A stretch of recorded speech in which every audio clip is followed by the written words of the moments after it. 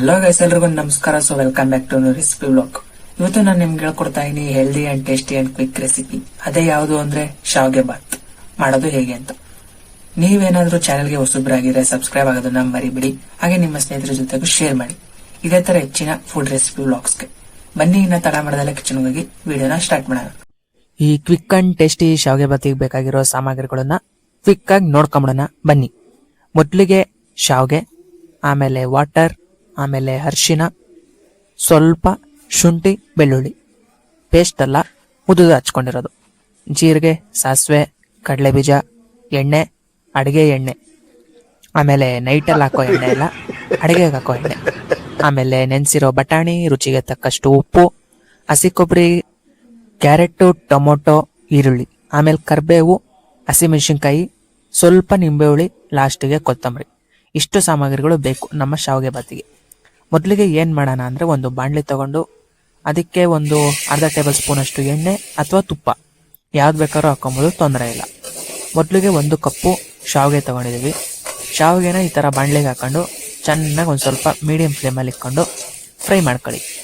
ಈ ಶಾವ್ಗೆ ಚೆನ್ನಾಗಿ ಫ್ರೈ ಆಗಿದೆ ಅಂತ ಹೆಂಗೆ ಗೊತ್ತಾಗುತ್ತೆ ಅಂದರೆ, ಸ್ವಲ್ಪ ಗಮ್ ಅಂತ ಸ್ಮೆಲ್ ಬರುತ್ತೆ, ಆಮೇಲೆ ಲೈಟಾಗೆ ಕೆಂಪುಗೆ ರೋಸ್ಟ್ ಆದಂಗೆ ಇರುತ್ತೆ. ಆ ಹದಕ್ಕೆ ಚೆನ್ನಾಗಿ ಫ್ರೈ ಮಾಡ್ಕೊಳ್ಳಿ. ಈ ಶಾವ್ಗೆಯಲ್ಲಿ ಅದೇ ಬ್ರ್ಯಾಂಡು ಇದೇ ಬ್ರ್ಯಾಂಡು ಅಂತ ಏನಿಲ್ಲ, ಯಾವ ಬ್ರ್ಯಾಂಡ್ ಆದರೂ ನಡೆಯುತ್ತೆ, ತೊಂದರೆ ಇಲ್ಲ. ನೋಡ್ಬೋದು, ಇಷ್ಟು ಕೆಂಪುಗೆ ಒಂದು ಸ್ವಲ್ಪ ರೋಸ್ಟ್ ಆಗೋ ಥರ ಫ್ರೈ ಮಾಡ್ಕೊಂಡು ಸೈಡ್ಗೆ ಇಕ್ಕೊಂಬಿಡೋಣ.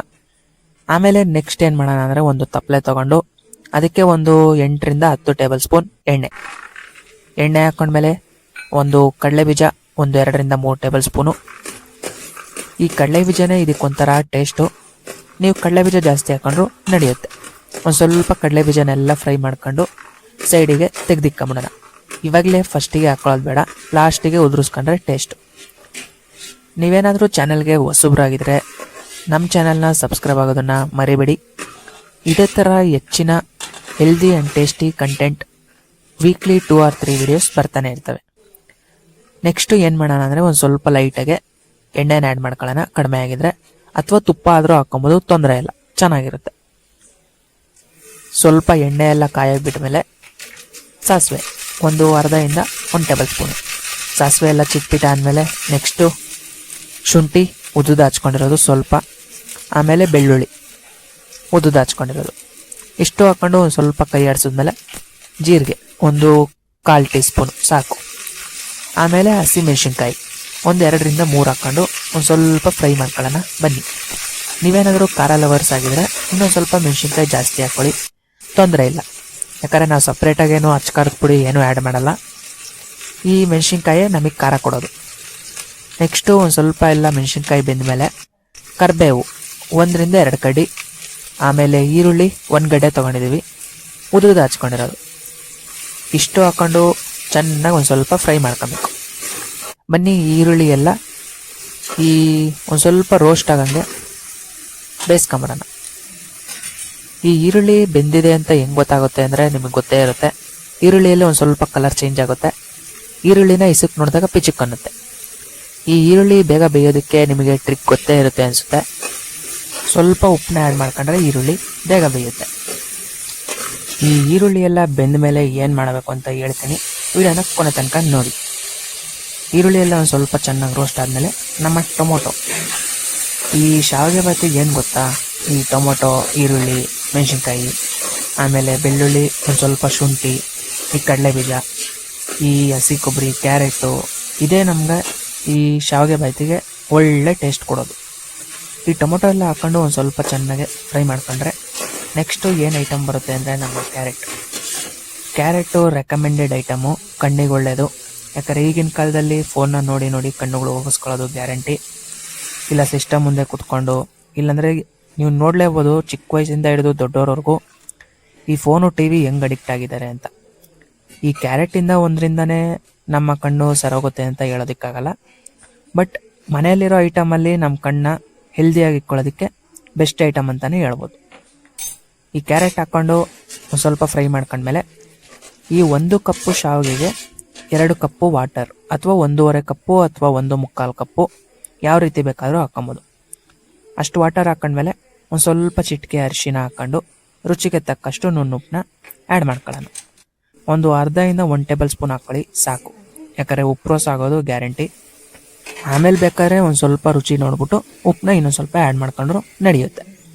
ಆಮೇಲೆ ನೆನೆಸಿಟ್ಕೊಂಡಿರೋ ಬಟಾಣಿ ಒಂದು 2-3 ಟೇಬಲ್ ಸ್ಪೂನು, ಇಲ್ಲಾಂದರೆ ಹಾಗೆ ಬಟಾಣಿನೂ ಹಾಕ್ಕೊಬೋದು, ಬೇಯೋದಕ್ಕೆ ಲೇಟ್ ಆಗುತ್ತೆ. ಸೊ ಅದಕ್ಕೆ ನೆನೆಸಿಟ್ಕೊಂಡಿರೋ ಬಟಾಣಿನ ಹಾಕ್ಕೊಂಡ್ರೆ ಒಳ್ಳೆಯದು. ಇಷ್ಟು ಹಾಕ್ಕೊಂಡು ಒಂದು ಸ್ವಲ್ಪ ಚೆನ್ನಾಗೆ ಕುದಿ ಬಂದಮೇಲೆ ನಮ್ಮ ಶಾವಿಗೆ, ಈ ಶಾವಿಗೆ ಹಾಕ್ಕೊಂಡ್ಮೇಲೆ ಅಸಲಿ ಆಟ ಶುರು. ನೋಡ್ಬೋದು ಸ್ಟಾರ್ಟಿಂಗಲ್ಲಿ ವಾಟರ್ ಥರ ಕಾಣಿಸುತ್ತೆ, ಭಯ ಬೇಡ, ಏನೂ ನೀರಾಗಲ್ಲ. ಒಂದು 2-3 ನಿಮಿಷ ದಮ್ ಕಟ್ಟೋದಕ್ಕೆ ಬಿಟ್ಬಿಟ್ಟು ಆಮೇಲೆ ಒಂದು ಸ್ವಲ್ಪ ಕೈ ಆಡಿಸಿದ್ರೆ ನೀರೆಲ್ಲ ಆವಿಯಾಗೋಗುತ್ತೆ, ಶಾವಿಗೆ ಎಲ್ಲ ಮೆತ್ತಗೆ ಚೆನ್ನಾಗಿ ಬೇಯುತ್ತೆ. ನೀರು ಹಾಕ್ಕೊಳ್ಳಿಲ್ಲ ಅಂದರೆ ಶಾವಿಗೆ ಹೆಂಗೆ ಬೇಯುತ್ತೆ ಅಲ್ವಾ? ಸೊ ಅದಕ್ಕೆ ಈ ಥರ ನೀರು ಹಾಕ್ಕೊಂಡು ಸ್ವಲ್ಪ ಚೆನ್ನಾಗಿ ಫ್ರೈ ಮಾಡ್ಕೊಂಡ್ರೆ ಸಾಕು. ಚೆನ್ನಾಗಿ ಕೈ ಆಡಿಸ್ತಾ ಇರಬೇಕು, ಇಲ್ಲಾಂದರೆ ತಳ ಹತ್ಬಿಡುತ್ತೆ. ನೋಡ್ಬೋದು ಸ್ಟಾರ್ಟಿಂಗಲ್ಲಿ ಎಷ್ಟು ವಾಟರ್ ಇತ್ತು, ಫ್ರೈ ಮಾಡ್ತಾ ಮಾಡ್ತಾ ಎಷ್ಟು ವಾಟರ್ ಹೋಯ್ತು, ವಾಟರೇ ಕಾಣಿಸ್ತಾ ಇಲ್ಲ. ಎಷ್ಟು ಚೆನ್ನಾಗಾಗಿದೆ ಅಂತ ನೋಡ್ಬೋದು, ಎಷ್ಟು ಉದ್ರಾಗಿದೆ ಗಾಯ್ಸ್, ನೋಡ್ಬೋದು ನೀವೇ. ನೀವು ಈ ರೆಸಿಪಿನ ಟ್ರೈ ಮಾಡ್ತೀರಾ ಅಂದ್ಕೊಂಡಿದ್ದೀನಿ. Simple and tasty and quick recipe ಅಂತಲೇ ಹೇಳ್ಬೋದು. ಸೊ ಲಾಸ್ಟ್ಗೆ ಏನು ಮಾಡೋಣ ಅಂದರೆ ಫ್ಲೇಮ್ನ ಆಫ್ ಮಾಡ್ಕೊಂಬಿಟ್ಟು ಹಸಿ ಕೊಬ್ಬರಿ ಜಾಸ್ತಿನೇ ಹಾಕ್ಕೊಳ್ಳಿ, ತೊಂದರೆ ಇಲ್ಲ. ಆಮೇಲೆ ಎಣ್ಣೆ ಅಥವಾ ತುಪ್ಪದಲ್ಲಿ ಹುರ್ಕೊಂಡಿರೋ ಕಡಲೆ ಬೀಜ. ಎಕ್ಸ್ಟ್ರಾ ಇಂಗ್ರೀಡಿಯೆಂಟ್ಸ್ ಅಂದರೆ ಗೋಡಂಬಿ ಮತ್ತು ಬಾದಾಮಿನೂ ಹಾಕ್ಕೊಬೋದು, ತೊಂದರೆ ಇಲ್ಲ, ಚೆನ್ನಾಗಿರುತ್ತೆ. ಆಮೇಲೆ ಸ್ವಲ್ಪ ಕ್ಯಾರೆಟು, ಸ್ವಲ್ಪ ಕೊತ್ತಂಬರಿ, ಆಮೇಲೆ ಸ್ವಲ್ಪ ನಮ್ಮ ನಿಂಬೆ ಹುಳಿ ರಸ ಒಂದು 2-3 ಡ್ರಾಪು. ಆಮೇಲೆ ಚೆನ್ನಾಗೆ ಮಿಕ್ಸ್ ಮಾಡ್ಕೊಬೇಕು. ಮಿಕ್ಸ್ ಮಾಡ್ಕೊಂಡು ತಟ್ಟೆಗೆ ಹಾಕ್ಕೊಂಡು ತಿಂತಾ ಇರೋದು ಅಷ್ಟೇ. ನೀವೇನು ನೋಡ್ಬೋದು, ನಮ್ಮ tasty and quick and healthy ಶಾವಿಗೆ ಬಾತ್ ರೆಸಿಪಿ ರೆಡಿ. ನೀವು ಒಂದ್ಸಲ ಟ್ರೈ ಮಾಡ್ಕೊತೀನಿ ಅಷ್ಟೇ. ನೋಡಿದ್ರಲ್ಲ ಎಷ್ಟು ಸಖತ್ತಾಗಿ ಸುಲಭವಾಗಿ ಕ್ವಿಕ್ ಆಗಿ ಈ ರೆಸಿಪಿನ ಮಾಡ್ಕೊಬೋದು ಅಂತ. ಸೊ ವಿಡಿಯೋ ಇಷ್ಟ ಆಗಿದ್ರೆ ಸಬ್ಸ್ಕ್ರೈಬ್ ಆಗೋದನ್ನ ಮರಿಬೇಡಿ, ಹಾಗೆ ಲೈಕ್ ಮಾಡಿ, ಶೇರ್ ಮಾಡಿ. ಮತ್ತೆ ನೆಕ್ಸ್ಟ್ ರೆಸಿಪಿ ವ್ಲಾಗ್ ಅಲ್ಲಿ ಭೇಟಿ ಆಗ್ತೇನೆ ಅಂತ ಹೇಳ್ತಾ ಧನ್ಯವಾದಗಳು.